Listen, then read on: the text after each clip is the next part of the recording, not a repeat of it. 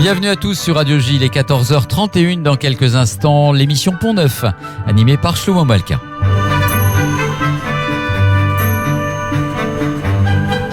Pont Neuf, le magazine hebdomadaire consacré à l'actualité du livre. Invité de Pont Neuf ce matin, Dominique Régnier, directeur de la Fondation pour l'innovation politique, qui publie une étude sur les attentats antisémites dans le monde de 1979 à 2019.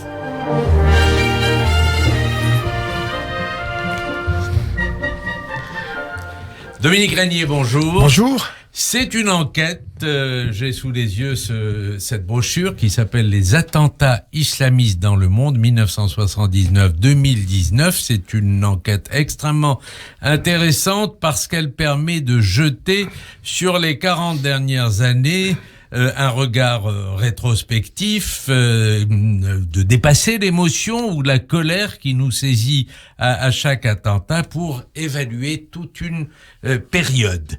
Et donc, cette période va de 79 à 2019 et vous révélez par exemple le nombre d'attentats, 34 766 dans le monde, le nombre de morts, 170 676. Vous n'intégrez pas les blessés dans ce décompte? Alors, non, les blessés sont estimés dans notre étude.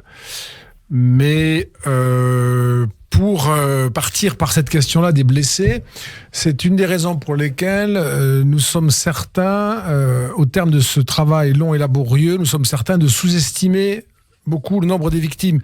Parce que nous sous-estimons beaucoup le nombre des blessés, si vous me suivez. Et je vous donne une explication, on fait une explication, oui, et puis une illustration. Si nous prenons des pays où le niveau de renseignement est de très bonne qualité, prenons la France, les États-Unis, l'Espagne, le World Trade Center, les 4 attaques font plus de 3000 morts, plus de 16 000 blessés. Madrid, le 11 mars 2004, il y a 191 morts, plus de 1800 blessés. Donc c'est un rapport de 1 à 10 ou de 1 à 5. Le Bataclan, c'est un rapport de 1 à 3. Nice, c'est un rapport de 1 à 5. 5 fois plus de blessés que de morts. Nous, au total, nous avons moins d'un blessé par mort. Donc ça veut dire qu'en fait, beaucoup de blessés n'ont pas été signalés parce que les pays concernés n'ont pas des systèmes de signalement, n'ont pas pris en charge, n'ont pas donc soigné, de toute évidence, puisqu'on a moins de blessés que de morts dans notre statistique globale. Et donc, conséquemment, ça signifie qu'en réalité, le nombre de blessés que nous estimons à 150 000 renseignés, on ne peut pas inventer, mais si on applique le ratio x3, x5, eh ben, chacun peut le calculer, on est autour de 450, voire de 700 000 blessés, et sur ce chiffre-là, assez probable, beaucoup évidemment sont morts, donc on ne les a pas non plus intégrés. On ne peut pas, si vous voulez, c'est une enquête qui repose sur le relevé, le recensement de faits qui sont documentés. Rien ici n'est une affaire d'opinion, rien ici est une affaire de sensation, de sentiment, de subjectivité. Ce sont les attentats que nous avons un à un authentifiés comme étant au moins ceux-là, des attentats réalisés au nom de l'islam radical. On en a donc pratiquement recensé 34 000. Sur le site de la Fondation, on a mis la base de données en ligne, c'est-à-dire que chacun peut aller voir depuis 1979 tous les attentats pour tous les pays que nous avons répertoriés. Alors je préviens l'auditeur, il y a 34 000 lignes à vérifier, c'est pour ça que c'était très long pour nous d'établir ce dossier.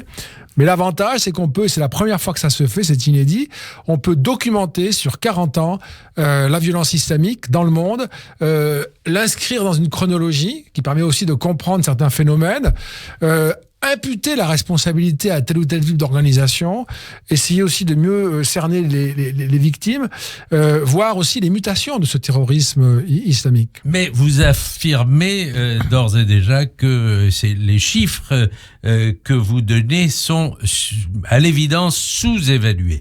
Sur la France, alors, probablement sous-évalués aussi, 71 attentats sur la même période et 317 morts. La France a été, en tout cas, le pays le plus touché de toute l'Union européenne. Vous avez une explication pour ça ? Alors, si vous permettez, juste sur le premier aspect, vous avez raison, pour la France aussi, nous sommes très prudents. Je vais vous donner une illustration pour que l'auditeur aussi comprenne la philosophie qui a accompagné notre travail. On ne compte pas, qu'on ne sursaute pas en entendant ça, mais on ne compte pas l'attentat de la préfecture de police de Paris, parce que l'enquête est en cours et que l'imputation de la détermination religieuse n'est pas encore établie. Et donc, les 4 victimes, si je mets de côté le terroriste, ne sont... Le nombre de morts, malheureusement, nous l'avons. Oui, mais je ne l'ai pas intégré on l'a enregistré, si vous voulez, mais il n'est pas dans notre statistique pour le moment, ainsi que l'attentat. Il est dans la zone grise de notre base de données parce qu'il n'a pas été encore définitivement validé. C'est comme ça qu'on a procédé. On a préféré prendre le risque de la sous-estimation, si vous voulez, plutôt que de la surestimation, en étant rigoureux, comme je viens de l'expliquer ici. Et du coup, évidemment, on peut être un peu plus élevé. Et même, j'ajouterais que 377 morts, c'est effectivement le nombre de victimes que nous avons retenu pour la France depuis 1979. Donc c'est au moins. Je rappellerai qu'au Bataclan, il y a une personne qui s'est hélas suicidée quelque temps après le Bataclan, après y avoir réchappé. Et la justice française a considéré que cette personne était une victime du Bataclan. Donc on pourrait aussi, voyez, vérifier à ce point les données. C'est pas rien, et toute personne qui écoute le sait bien, parce que nous souhaitons aussi dans cette enquête, quoi qu'elle soit une affaire de quantité et de chiffres, nous souhaitons d'une certaine manière rendre hommage à toutes les victimes du terrorisme islamiste qui se comptent hélas par dizaines de milliers, mais qui à chaque fois correspondent à des vies brisées et à des entourages bouleversés et ravagés par cette souffrance et cette douleur. Alors la France est touchée, oui, il y a plusieurs explications, toutes ne fonctionnent pas, il faut faire attention aux automatismes. Par exemple, moi je vous dirais volontiers, parce que la France est un de ces pays capables encore de projeter ses soldats sur des théâtres sensibles, par exemple le Mali, depuis la présidence de François Hollande. Oui, ça nous expose. Oui, l'Afghanistan à partir de 2001, ou bien les intérêts que la France avait au Liban, ou bien la Syrie. Enfin, il y a des théâtres de ce type qui nous exposent sans doute à devenir la cible, mais d'autres pays qui n'ont pas fait ce type d'engagement ont pu aussi en être victimes, moins fortement c'est vrai, mais ont aussi été touchés, que ce soit la Suède ou la Finlande ou même la Norvège. Enfin, c'est voilà, il y a pas de rapport avec. Il y a une explication possible. L'autre explication, je pense, c'est l'histoire. Et il y a une accélération quand même, parce que vous notez que de 2013 à 2019. On a en France 42 attentats et 272 morts. Oui. Par rapport aux 317 sur les 40 ans. Ouais. Dans le cas de la France, il faut prendre la séquence 2012, parce que ça commence avec Mohamed Merah. Donc c'est 2012. À l'échelle du monde, c'est 2013. Et ça, pour l'auditeur, moi je tiens beaucoup à souligner cet aspect-là. On étudie sur 40 ans. On va dire en gros, j'arrondis pour pas lasser les auditeurs, mais 170 000 victimes en gros. Depuis 2013, 122 000 victimes. Donc vous voyez, 40 ans, 170 000 victimes, 2013-2019, plus de 122 000 victimes. Nous sommes dans une phase d'expansion du terrorisme djihadiste. C'est pas du tout une phase de reflux. Sur 40 ans, on peut le voir. Sur quelques années, on pourrait penser que non. Sur 40 ans, c'est flagrant. On a une première séquence, 1979-2000, où là, on voit commencer à se systématiser la djihadisation de la violence terroriste d'inspiration musulmane. C'est très clair et ça prend quelques années, et on voit ici ou là des frappes qui ont lieu, et souvent terribles. Il y a un tournant avec le 11 septembre, et je rappelle que c'est l'attentat terroriste le plus meurtrier, toute catégorie confondue, dans l'histoire du terrorisme connu. Je l'ai dit, plus de 3000 morts, plus de 16 000 blessés. Là, c'est 2001-2012. On a une séquence de montée en puissance du terrorisme djihadiste. Et puis 2013-2019, nous on s'arrête le 31 août 2019, parce qu'il nous fallait le temps de traiter les informations avant de publier le travail qu'on a fait maintenant. Eh bien, c'est plus de 122 000 victimes. Donc nous sommes dans un point incroyablement haut. Et il faut savoir, j'ajoute ce point, que sur les 40 années, il y a d'autres formes de terrorisme. Indépendantistes, les Tigres tamouls, les FARC, Sentiers lumineux, il y en a plein. Les Corses, les Catalans, les Basques, il y en a plein de terrorisme. Les personnes qui meurent dans un attentat terroriste, sont majoritairement des personnes qui meurent dans un attentat terroriste islamiste depuis 2013. Jusque-là, c'était une partie, mais une partie minoritaire. Depuis 2013, c'est pratiquement 64% des personnes qui meurent dans un attentat terroriste qui meurent dans un attentat de type islamiste. Donc il y a eu des périodes de basse intensité et des périodes de haute intensité, et on est aujourd'hui dans la haute intensité. Vous dites que la plupart des attentats islamistes ont été commis, c'est même une des choses importantes de votre étude, ont été commis dans des pays musulmans, et la plupart des morts ont été enregistrés dans des pays musulmans. C'est vrai, mais est-ce que, quand on a dit cela, est-ce que l'effet psychologique n'est pas plus fort, et est-ce que il faut pas tenir aussi compte de cette accélération, y compris dans notre pays? C'est au sens de... c'est-à-dire sur le lien avec les pays musulmans ? C'est-à-dire, est-ce que l'effet psychologique n'est pas plus fort chez nous quand... Voilà. Ah oui, d'accord, oui, je comprends très bien. Je comprends, bien sûr, absolument. Enfin, ça, c'est un point clé. Vous avez raison. Moi, je le souligne dans mon introduction à l'étude. Dans les sociétés, dans les pays en guerre, c'est terrible de le dire ça. Dans les pays en guerre, l'attentat est une violence de plus.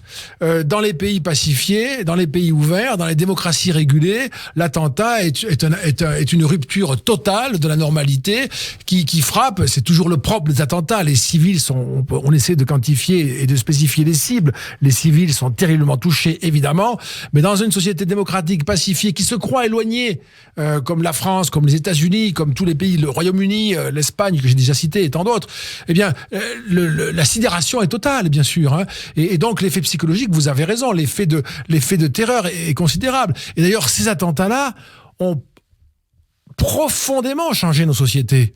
Est-ce que, selon l'âge de l'auditeur, il se souviendra d'une époque, si il est jeune, il n'a peut-être pas le souvenir, mais pour les moins jeunes, c'est mon cas, je me souviens d'une époque où on était moins contrôlé, où on passait plus facilement dans les lieux publics, où on organisait plus simplement des rencontres publiques. Aujourd'hui, c'est de plus en plus, on n'y fait plus attention, mais c'est de plus en plus contrôlé, c'est de plus en plus difficile. Dans le métro, un colis, eh bien, vous avez à l'esprit cette pensée. Dans un grand magasin, tout d'un coup, vous avez une espèce de crainte comme ça qui apparaît. Voilà, nous sommes devenus des sociétés beaucoup plus fermées, vigilantes, surveillées, contrôlées, et même on en redemande beaucoup plus. Hein. Donc, on a profondément changé. Vous avez raison, dans nos sociétés ouvertes, démocratiques, libérales et occidentales. Alors vous dites, c'est aussi le cœur de votre enquête, la violence des djihadistes, l'islam et l'islamisme suscitent des craintes irrépressibles et grandissantes, accompagnées de montée des populismes. Oui. Vous faites le lien entre la montée des populismes et le djihadisme en Europe? Oui, je fais un lien. Pour moi, c'est un lien qui est sûr. Évidemment, on comprendra que c'est pas la cause unique de la montée du populisme. Hein. Il y a d'autres causes, d'autres facteurs qui jouent et qui sont nombreux. C'est pas l'objet d'en discuter là. Mais cependant, quand on regarde grâce à notre base de données, puisqu'après on peut en faire un traitement statistique, on peut faire des courbes, ce que nous faisons dans l'étude, grâce à ce type de travail, on voit bien comment le développement, le déploiement de la violence islamiste, principalement à partir de 2001. Moi, je l'avais documenté autrement, à partir des enquêtes d'opinion. Le 11 septembre a été majeur. Hein. Les effets du 11 septembre sur le populisme en Europe, c'est majeur. Que chacun se souvienne du 21 avril 2002, hein, et pardon de le dire, c'est après, c'est une des conséquences du 11 septembre 2001. Eh bien, ça, on pouvait le voir comme ça par des chaînes de ce type. Là, on le voit par le nombre des attentats, leur localisation hors du monde arabo-musulman, et donc on commence à voir les sociétés européennes particulièrement préoccupées et interloqué par cette espèce de péril qui peut être aussi, et c'était le cas notamment pour la France, un péril venu de nationaux, venu de l'intérieur. Et donc susciter cette espèce de préoccupation ultime de membres de notre communauté nationale qui s'arment pour se retourner contre l'ensemble de la nation à partir de pratiques aussi terribles et révoltantes que l'attentat terroriste.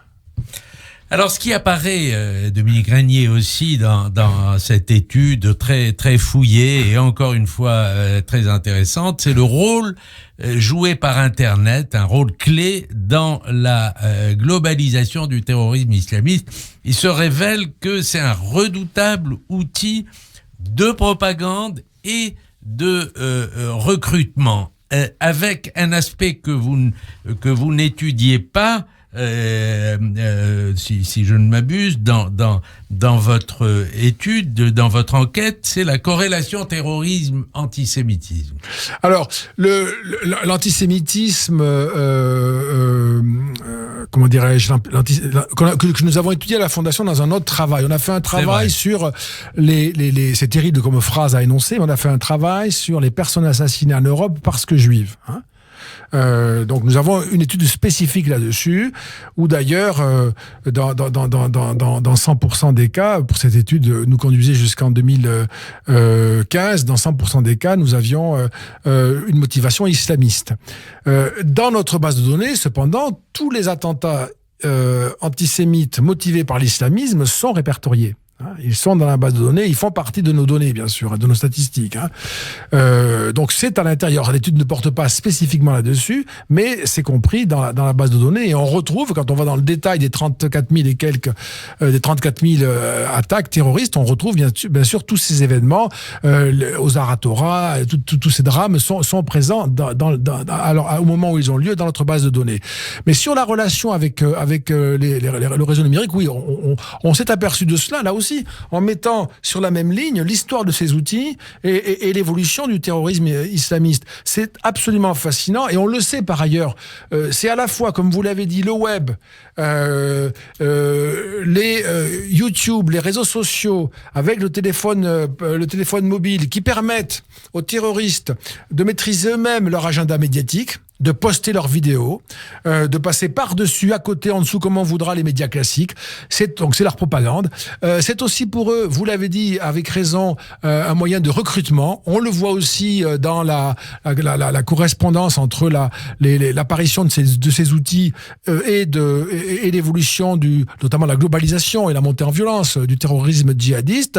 C'est encore des outils pour l'action terroriste. Les applications comme Telegram, par exemple, ont été utilisées pour organiser le Bataclan et coordonner les attaques. Donc on voit aussi cette dimension-là, et je dirais que là, on voit encore une fois que nous sommes dans un point paroxysmique aujourd'hui et non pas dans une phase de reflux. Si on prend en considération le fait que l'application la plus récente, que souvent on ne connaît pas encore, mais aussi parce qu'elle est celle des adolescents, TikTok, créée en 2016, qui est une application pour les adolescents, eh bien, est investie par l'État islamique.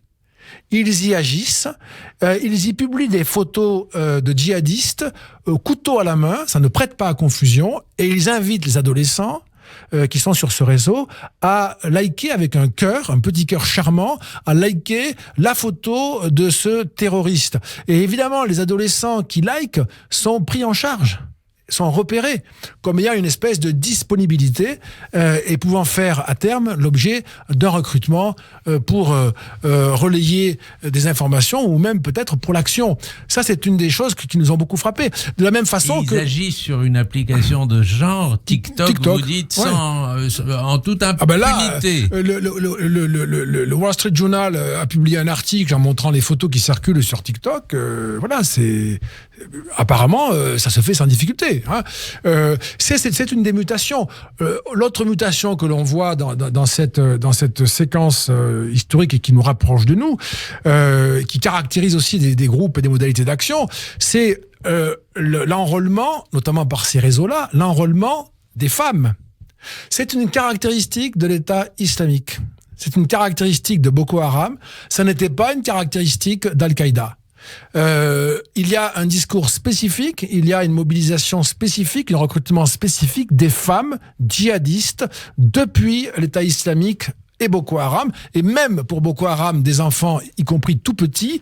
Alors, enrôler des enfants tout petits, la notion n'a quasiment pas de sens, hein. On les manipule littéralement, notamment pour accomplir, femmes et enfants, des attentats suicides, qui est une modalité que nous étudions dans notre travail, puisque c'est une modalité qui est en train de monter, si vous voulez.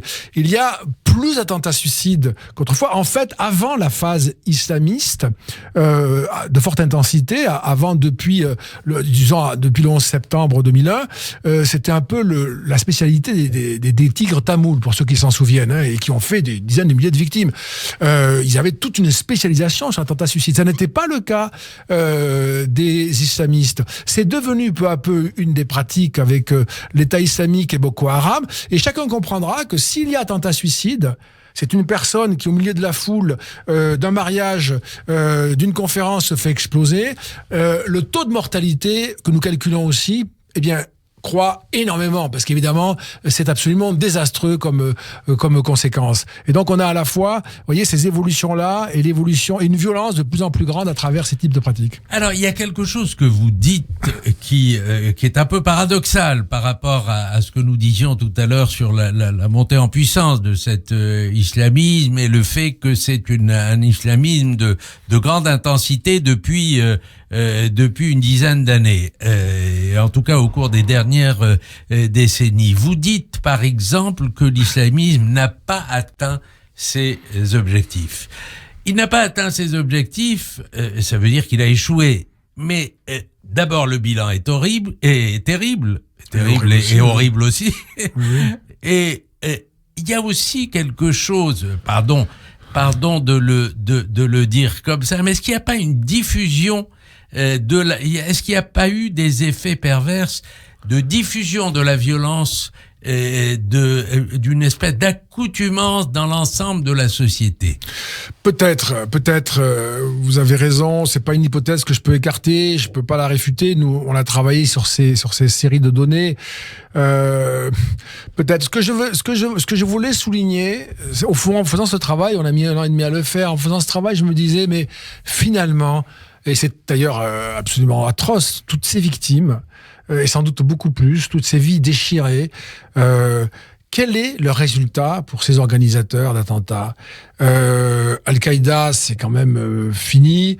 Bien sûr, il y a une sorte de relève, mais quel est le régime qui a été institué? Alors, il y a eu cette espèce de moment État islamique, qui peut-être d'ailleurs va se recomposer, mais ça reste bien difficile à établir, je veux dire, à maintenir comme un établissement.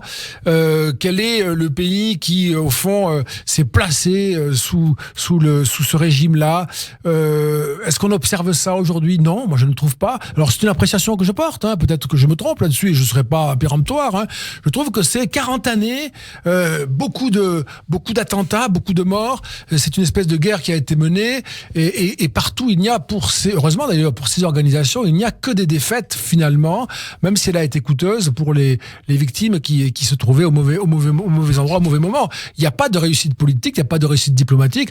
Et quand on regarde un pays comme l'Arabie Saoudite, par exemple, hein, qui a été à un moment donné un des foyers de l'inspiration obscurantiste, qui a pu, dans une compétition d'ailleurs avec l'Iran, c'est un peu pour ça qu'on prend en 79, hein, avec l'invasion de l'Afghanistan bien sûr par l'armée rouge, mais aujourd'hui l'Arabie Saoudite, alors on sera très prudent, mais quand même, moi je vois, en étant 1000 fois prudent, je vois quand même, ça bouge un tout petit peu du côté en tout cas par exemple de la situation des femmes. C'est plutôt ça que l'on voit, voyez, qu'une espèce de durcissement qui serait par hypothèse la conséquence de cette violence islamiste. Voilà, donc où sont les points de succès? C'est pas la Tunisie, pas maintenant, pas encore, c'est pas le Maroc, c'est pas l'Algérie. Il y a aussi l'affaiblissement des démocraties, alors ça, oui. Fatigue démocratique dont parlait l'autre. Bien sûr. Il y a l'affaiblissement des démocraties, mais la démocratie s'affaiblit par des raisons internes, des raisons externes, des raisons démographiques. Il y a beaucoup de facteurs. Oui, c'est une des raisons, mais il y a beaucoup d'autres facteurs puissants. Si on enlève le terrorisme, par hypothèse, on a des démocraties qui sont de toute façon très fatiguées, très abîmées. Alors vous dites aussi, ce qui tombe sous le sens, c'est vrai, il faut libérer l'islam de l'islamisme. Mais Dominique Régnier, est-ce qu'il ne faut pas aussi éjecter l'islamisme de l'islam? Et ça ne peut être fait ça ne peut se faire que de l'intérieur même. Absolument, je pense qu'on a tous la conviction que nos compatriotes, alors on peut parler de la France, musulmans, sont pratiquement tous pacifiques et désirent une vie paisible avec leur famille, leurs amis. Il y a des minorités parfois fortes qui sont sont préoccupantes. Il faut s'en occuper, il faut contenir, il faut circonscrire, mais ça ne peut pas se faire sans l'implication forte des musulmans eux-mêmes et qui, je l'espère, le souhaitent. Je crois qu'ils le souhaitent, mais s'y emploieront avec tout le monde. Alors, dernière question, elle est posée à un de nos meilleurs politologues. Vous connaissez très bien tous ces problèmes, et c'est un problème qui est actuel. L'interdiction des listes communautaristes dont le président Macron a rejeté l'idée cette semaine devant les maires de France. Qu'est-ce qu'en pense le politologue? Alors, il y a des questions de droit public, de difficultés techniques que nous aurions sans doute rencontrées sur ce chemin-là, c'est-à-dire des impossibilités juridiques. Mais au-delà de ça, je pense que c'est plutôt le caractère stratégique de la réponse. Est-elle appropriée ou pas? Moi, je suis convaincu que ce sont des batailles politiques qui sont perdues ou qui sont gagnées. Mais que si on déplace une bataille politique sur le terrain du droit, c'est au fond le dernier outil qu'on va mobiliser. Et il n'y a pas de raison, si la bataille politique a été perdue, il n'y a pas de raison que le droit suffise à résister à la pression. Donc ce sont des batailles politiques qu'il faut mener. Merci Dominique Régnier, c'était Pont Neuf, le magazine hebdomadaire consacré à l'actualité du livre, qui recevait aujourd'hui le politologue Dominique Régnier, directeur de la Fondation pour l'innovation politique et auteur d'une étude très intéressante qui s'appelle « Les attentats islamistes dans le monde » et que vous pouvez découvrir d'ailleurs sur Internet, 1979-2019. À la semaine prochaine.